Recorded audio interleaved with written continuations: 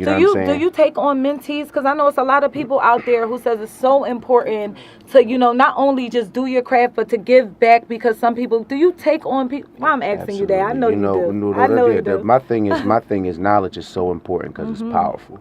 As more knowledge is more powerful than you know. You just being able to word things, speak, period, in general in life, you can find yourself going immensely far. Bro, what's going on with that school? I know you said you was going to start like a program for the kids. Oh, yeah. They could come in and play the drums. I have a thing that I'm working out with one of the community leaders around the corner. I actually haven't talked to him in a while. That's a good reminder for me to actually follow up on that. What's his name? We're going to shout out to him so we can reach out to him. His name is Dave. I don't remember his last name, but his name is Dave also. He is a recreational center that's around the corner, right around the corner on Marvine and something. Marvine and Cambria, I believe. And shout out they have a summer camp program, and I'm actually trying to involve the kids to come here once a week to kind of have a musical field day. Would you be interested in doing something similar like that to other people that be watching it's not just, one thing I do, me and Dave decided that we will offer theory lessons and musical lessons, and actually we're going to expand it. I want to be giving rap lessons, lyrical for the kids, lyrical exercises for the kids, Dr. Seuss there and there, and actually singing vocal lessons. So it's going to be a whole music workshop. We're going to be teaching the drums.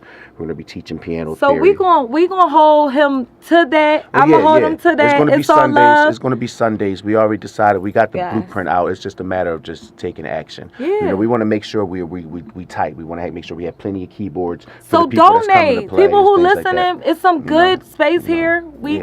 A little bit of help goes a long way. Oh, yeah. You know what I'm saying? Definitely, if you got any old raggedy guitars or any good ones. piano or good ones, whatever. It's all love. Don't forget. It's all love. It'll serve a great purpose for one of the children. I teach the children 10 and under for free. And he's so good, y'all. If I could explain with this man, he is amazing. And that would be so valuable. But children education is real heavy in my agenda. Like I said, my children know how to do all this. My daughter and my son play the drums. Both my daughters play the keyboard. My daughter plays the piano. My one daughter is a recording artist that right now we're working on her album. She's 14. My children are 14, 13, and 12. Right, shout her out. So shout out your daughter. Shout out my baby Jay. Shout out all my kids. Shout out all of them. Momo, Sarai, Jayla, love you all. They'll see this one day. We got a dedicated father here again, y'all. They're amazing. It's all love, bringing it to you for the second time. Shout out Mizzy Black. Shout out to all the good fathers. We're gonna get to those 5,000 in a minute because we'll sit here and name. We getting ready to move on to the 5,000. At the 5,000 recordings, and I mean, that represents so much more. You ain't even counting your beats. You ain't counting a lot of stuff that you do. I'm not counting a lot of stuff. And I can say this, and y'all can feel however y'all want to feel about Seema Young after this. I hope y'all still support me because I still love y'all. But I'm always going to speak the truth. And, I mean, this man is really the real deal. He's incredible. Y'all got to come to 2808 Germantown Avenue and check out Ro and what he's doing. He's doing so much that we can't possibly cover it in this time, which is making me like, what am I supposed to do next? Yeah. But Ro is still learning. He's learning. He never stopped. Like he said, he just started practicing the drums 6 months ago. Actually, what? I never had a set of drums before. Like you said, we started in the basement. We went from the basement to the other studio, and then the other studio in Tioga. Shout out to Dre the Joker because we did a couple of flicks over there. You did one of your first skits over there. It was amazing, hilarious. But we went from there, and there wasn't a lot of room to back to the basement because a lot of stuff that happened. But then we got this place. We thank our lucky stars. Shout out to Mr. Joe, the owner of this building. Shout out to Mr. Joe, y'all. He gave me the Slaughter Rico brought me up here and said, hey, listen, if you're trying to move the studio, I got a good spot. It's legendary. It's landmark. We got here. It was crap. Right. It was completely wasted, dumped out. It looked like they did nothing in here, and the ceiling was off and everything. We slowly fixed it up. We slowly got everything working, and I seen this room and I said, I'm gonna build I didn't know that story, bro. You never told me that. I didn't know because by the time I got in here, I must have took a little break because I didn't know. By the time I got here, this was all trash. This room was piled high with all his old shit. It was wires everywhere. Shout out to Mr. Joe. Yeah, shout out to Mr. Joe. No. I know. Shout out to Dave. It took Dave 2 weeks to get everything out of here. And he did it while I was recording. And Dave was in here. And we going to get this shit right. And then after that, it's still Dave speakers. Dave brought, no, actually, Dave brought that speaker. Everything else I brought. But Dave was like, Ro, you got a big speaker. He went to cheek out and Dave got these drums for me from a friend of his, works for Sam Ash and works for the So we do take donations. Yeah, they donated this. They donated. His friend works for Sam Ash and was like, I got an old drum set that you can have. You're gonna have to get more pieces like a Lego kit. But he started off with this, and this. And when Dave hooked it up for me, Dave started showing me some things. And literally, when I got this building, I started playing the drums. And so I figure as long as I have this building, I'll continue to play. Oh, that's love, bro. Yeah, you know what I'm saying? So the drums are are brand new. They'll be here. They'll always be here. A few weeks, I got this. After a few weeks, I didn't even have a hi-hat. After a few weeks, I was just playing this. And you know what? He ain't lying because these drums used to fit in the corner. And I'm like, well, where did all of this? Now it's expanding. I want a whole big old piece like a Metallica drummer or something. Bro, that's what's up. It's all love. Hey, bro, you're trained though. You went to school. Tell them the story. We gotta get into that story of how he was sneaking around. Can we talk about that? Is that too personal? We can talk about that a little bit. I was a bad kid. I wasn't a bad kid. I just was real hyperactive, and I didn't pay attention to nobody or nothing. So. But did they put you on them ADD drugs? No. My parents didn't put me on no ADD drugs. No, they didn't. Cool. Yeah, and I admit I was one of those kids. I was definitely one of those kids that was everywhere. You know what I'm saying? It went through one ear and out the other. My hard-headed. That's what I was called when I was young. And because of that, my parents didn't allow me to play no instruments. You know, they yeah. I mean, they knew I was talented in something, but I wasn't allowed to be in no band, orchestra, choir, nothing like that. That was not.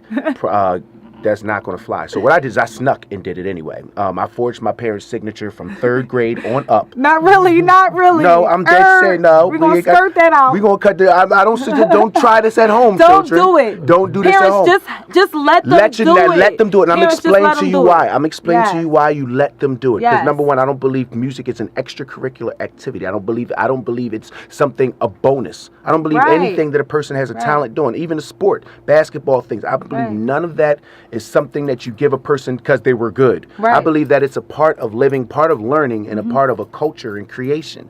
You know, and that's not something. It's just as important to me as math. It's just as important to me as science. You know, it's just as important as any other curriculum there is. Because it is a part of the curriculum. You know, and you're active, and the way your mind works when you're doing music is just amazing. It's just like an intensity with any other field. So I snuck and did it, and I wouldn't say I was right for doing it. And I'll tell you one quick story. I was in high school. I was a senior in high school, and by this time I had already played in shows, all city jazz. What kind of instruments? I played the bass. I played the bass guitar. I played the trumpet. I played the clarinet. I played the piano. And I believe I dabbled with the guitar a little bit, but that's about it, you know. And he dabbled with the guitar. Just a little bit, but I played the clarinet in marching band. I played the trumpet in the marching band. I played the bass guitar in the orchestra. In your beats, that's why. Oh man, we're gonna get into some of Ro beats. Yeah. We're gonna get into a lot of. This is a real treat. This is really my friend. He has. What do you call your thing? What is your logo? My slogan is therapy for the lyrically gifted. You know? Therapy, y'all. Yeah, that's exactly. I mean, people who are unbalanced, like Sima Young. This has really saved my life, man. Ro done so much for me. He let me come in here and just create. And what people were saying was like corny, blah, blah, blah. Ro turned into Sima Young, y'all. And he's just, he's amazing. He's a dear friend to me. I hope y'all are able to come and show him love. It's 2808 Germantown Avenue. We getting ready to get into the finale. I got a feature. I got Dre the Joker. I got Ro. Rockin' Studios, 2808 Germantown. I got Sima Young. I got It's All Love. And I got a treat. It's all love, y'all. Love y'all. Here at Rockin' Studios, got Ro. Got Mother effing Fame. Yeah, it definitely was. I read the how I live it. Recording right now. All good. It's not ever gonna change. You never say never.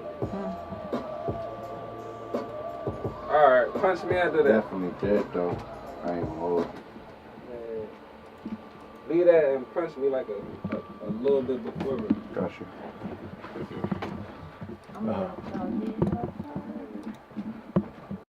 I really be doing money recording. Playing Kill Shot Bravo. You ready to do it again? Kill Shot Bravo is what I be doing when he's recording. You know, it gets boring. You gotta sit here and, you know. press play, record. So you gotta find something entertaining to do. Not smoke a lot of drugs and drink a lot of liquor. Or maybe drink a lot of liquor. 3 sisters, 1 brother. Kept close ties with my father and my mother. Run with Reese, that's my blood, my cousin. Same for Ooh, same for Sheikah. Her daughters, my nieces. Be that.